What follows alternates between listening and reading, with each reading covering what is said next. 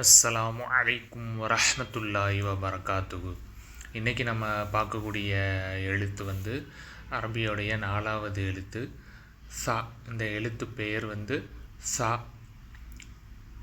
இதோடைய உச்சரிப்பு எப்படி இருக்கும்னா, நம்மளுடைய நுனி நாக்க மேற்பல்லோடைய நுனியில் வச்சு சா அப்படின்னு சொன்னால் என்ன சவுண்டு வருதோ அதுதான் இதுக்கான உச்சரிப்பு சா. இந்த எழுத்து பேரை வந்து இதே அப்படின்னு சொல்லுவாங்க. அதை வந்து தா தா அப்படின்னு சொல்லுவாங்க. இது தா கிடையாது, சா அப்படின்னு சொல்லிட்டு சான்னு சொல்லுவாங்க. ஆக்சுவலாக இது தாவும் கிடையாது, சாவும் கிடையாது. இதோடைய உச்சரிப்பு வந்து கொஞ்சம் டிஃப்ரெண்ட்டாக இருக்கும். அது சா.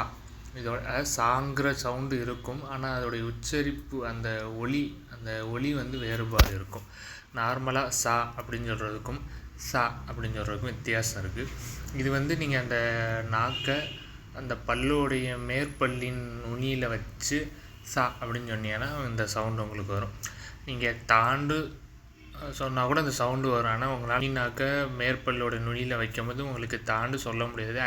ஆட்டோமேட்டிக்காக அது வந்து சாவாக சேஞ்ச் ஆகிரும். அதுதான் இதோடைய உச்சரிப்பு. தமிழில் இதுக்கான உச்சரிப்பு கிடையாது, இந்த எக்ஸாக்ட் உச்சரிப்பு கிடையாது. இங்கிலீஷில் இருக்குது.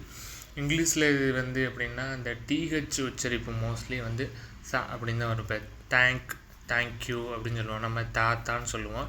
ஆக்சுவல் உச்சரிப்பு வந்து அது வந்து சேங்க் அப்படி தான் சொல்லுவாங்க. ஆங்கிலத்தில் வந்து நம்ம அதான் நான் சொன்னபடி டேங்க்குன்னு சொல்லுவோம்ல, THANK, தேங்க். அது வந்து ஆக்சுவல் ப்ரொனவுன்சியேஷன் வந்து சேங்க். அதுதான் சிங்க், ஜேட்டு அந்த மாதிரி நிறையா சொல்லுவாங்க.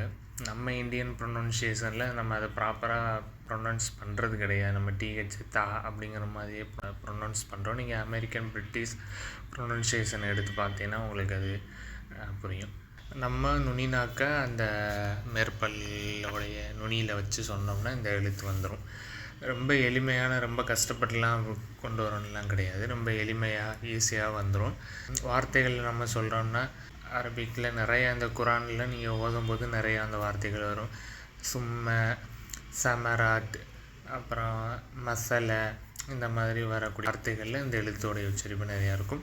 இதோடைய உச்சரிப்பு 3 வகை: சா, சி, சு. சூம் அப்படின்னு ஒரு வார்த்தை கூட இருக்குது. சூம்னா பூண்டுக்கு அரபி வார்த்தை சூம். இதுதான் இந்த எழுத்துக்கான விளக்கம். நெக்ஸ்ட்டு அடுத்த லெட்டர் பார்ப்போம் இன்ஷா அல்லாஹ். அஸ்ஸலாமு அலைக்கும் வரஹ்மத்துல்லாஹி வபரகாத்துஹு.